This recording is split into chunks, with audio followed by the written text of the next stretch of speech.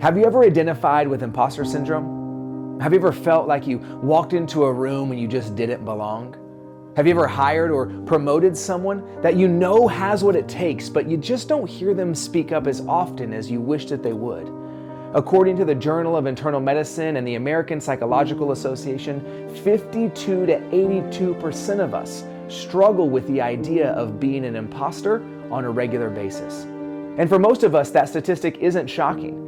You have access to more data, more metrics, more algorithms, more devices, more ways to succeed, and more ways to fail than ever before. And don't get me wrong, I want to be able to see how many steps I walked, how many grams of protein I ate, and how many hours I slept. I need to know how many followers I have and how many impressions a post has, and what my close ratios are, or any other number of KPIs. But where all of these numbers lose any benefit they bring is when you constantly compare them to everyone else around you.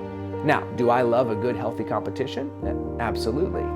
But competition turns to comparison really quickly when you lose focus on what's true about you. See, there are stories that have been told to you through words and actions of others that have created this deep-seated belief that who you are is bad. And when these stories written by other people collide with the stories you tell yourself, the impact can be a disaster.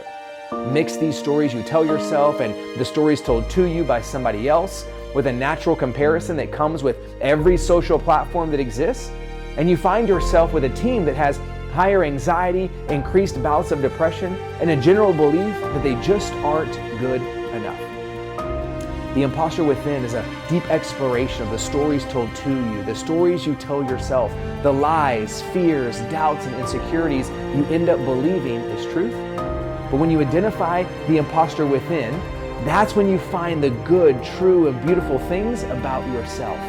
In the end, you walk away with a personal truth statement to use daily as a reminder of who you are. I challenge you, be the kind of company that chooses its people.